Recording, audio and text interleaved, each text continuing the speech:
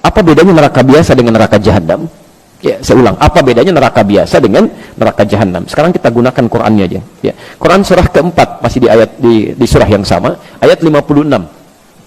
Ayat 56, posisi paling kanan di pertengahan di mushaf standar.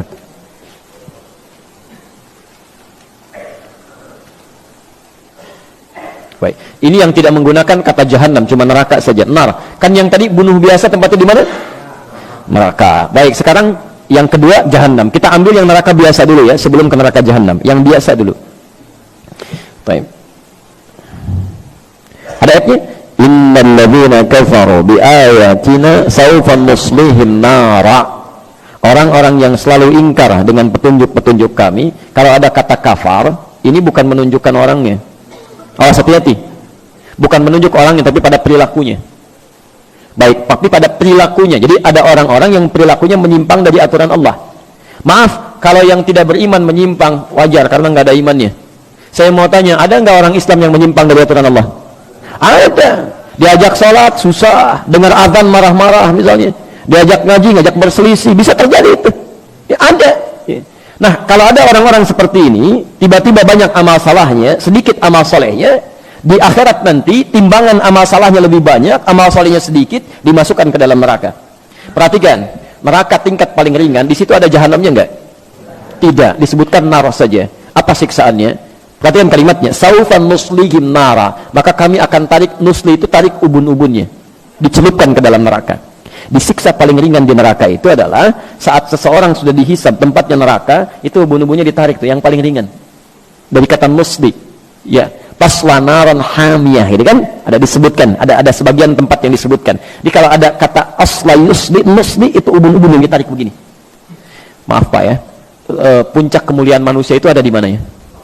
Di kepalanya. Makanya kalau ada orang-orang kan mau diseret dalam urusan dunia untuk merendahkan dia, kepalanya ditarik kan?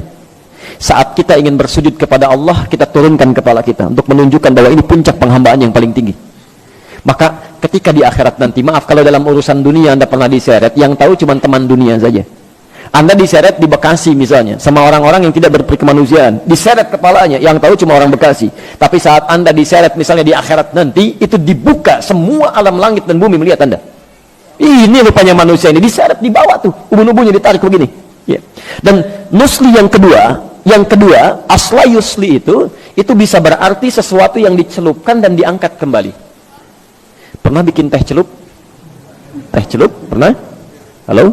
Ya, teh celup itu kan masukkan, angkat begini ya, masukkan, angkat. Nah ini neraka yang paling ringan siksaannya, diambil ubun-ubunnya, dicelupkan ke neraka, angkat begini, celupkan, angkat. Jadi ada malaikat yang memang tugasnya cuma celup, angkat gitu. Ya.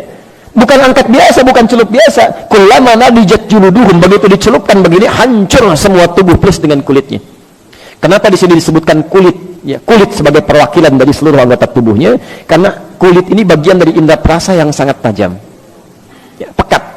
Ya, jadi kalau kulitnya ini diibaratkan dengan lukisan kulit di sini, seakan-akan bahasanya bukan kulit kalau ingin terjemahkan lebih luas, seakan-akan ingin mengatakan maaf, ketika masuk ke neraka ini itu sakitnya menjalar ke seluruh bagian organ tubuh. Bukankah saat kulit itu kena kemudian yang lain merasakan? Ya.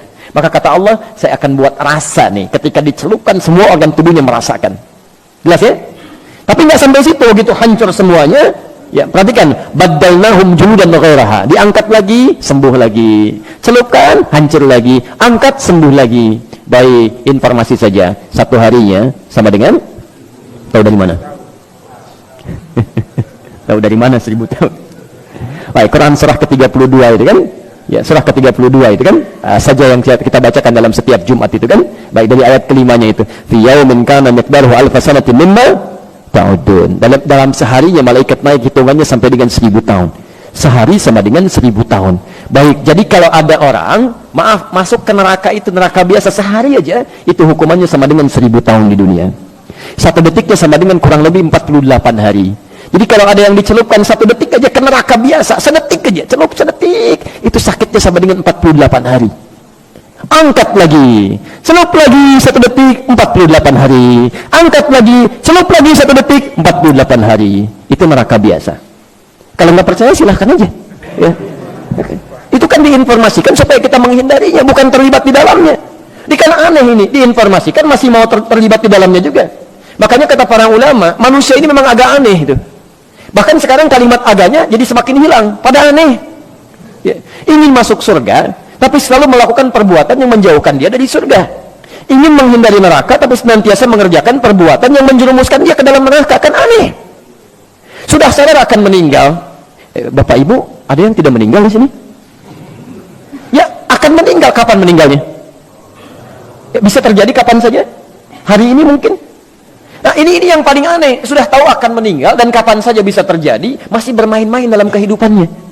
Dan masih sempat berbuat maksiat gitu. Makanya kata para ulama, kalau Anda ingin terjaga dari keburukan, selalu ingin baik, coba rasakan setiap terfikir berbuat yang tidak baik, rasakan seketika akan meninggal. Ini ada minuman, bukan minuman Anda. Begitu Anda mau ambil begini, nantilah saya bilang nanti sekalian. Rasakan, begitu Anda ambil, Anda mau teguk itu, malaikat maut datang menjemput Anda. Itu insya Allah akan selalu dijaga, Pak. Anda masuk ke kantor sendirian, di ruangan kantor, mau tanda tangan proyek itu kan, yang nilainya miliaran, tapi dengan cara yang salah, haram. Padahal sholatnya dikerjakan, ikut taklim juga, godaan tidak biasa. Bayangkan ketika tanda tangan itu, malaikat maut datang menjemput Anda. Itu paling gampang. Paling gampang. Antum kajian, temannya sedang wudu, penanya di situ mau nulis cepet-cepet, nanti bilangnya lah gitu kan. Antum nggak ada pena, tiba-tiba ngambil pena temannya, tulis dulu gitu kan. Hati-hati, antum belum aman tuh. Ya, dianya memang sedang wudu. Anda berniat nanti sekalian pas pulang saya bilang, tadi saya pinjam pulpen kamu gitu kan. Tapi apakah Anda bisa menjamin Anda bisa bertahan dalam kehidupan sampai dia kembali dari wudunya? Belum tentu. Karena itu hati-hati gitu. Ya, hati-hati, bertakwalah pada Allah Subhanahu wa taala. Hidup kita itu terjamin. Ya, terjamin dalam nuansa kapan saja bisa pulang. Jelas di sini? Baik. Saya kembalikan dulu ke bahasan kita sekarang. Yang di neraka biasa saja hukumannya sudah seperti itu. Bagaimana dengan neraka jahanam? Neraka jahanam itu jangan tunggu sampai ke nerakanya, di alam kubur aja sudah mulai ditampakkan itu. Nih tempat kamu ini nih. Ya, Quran surah ke 40. Ya, Ghafir atau Al-Mu'min nanti dibaca kemudian saja, dibuka nanti dari ayat ke 45 sampai ayat 47-nya. Ya.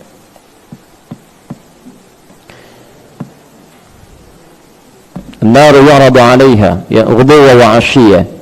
Di neraka ditampilkan kepada orang-orang ini di setiap pagi dan petang. Setiap waktu neraka aja dikasihkan pada dia tuh. Tampilkan. Dan mohon maaf ya, orang-orang yang masuk neraka jahanam pernah dengar istilah ini? Masuk surga tanpa hisab, pernah dengar? Baik, itu sering kita dengar. Tapi Anda juga mesti dengar. Ada orang masuk neraka tanpa hisab. Masuk neraka tanpa hisab, saking cepatnya masuknya itu. Dalam tanda petik ya, saking cepatnya. Quran surah ke-18 Al-Kahf ayat 100 sampai 101. Posisi paling kiri sebelah atas ke pertengahan.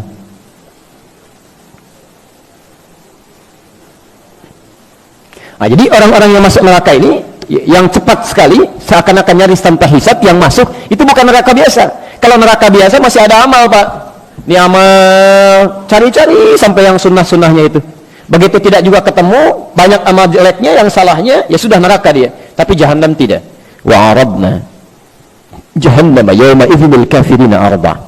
Jadi saat hisab itu, proses di hari kiamat nanti kita akan saksikan sendiri, Allahu a'lam bissawab. Saat orang mulai melihat, ya, maaf ya, ada orang yang cepat melewati sirat tuh, cepat langsung masuk ke surganya.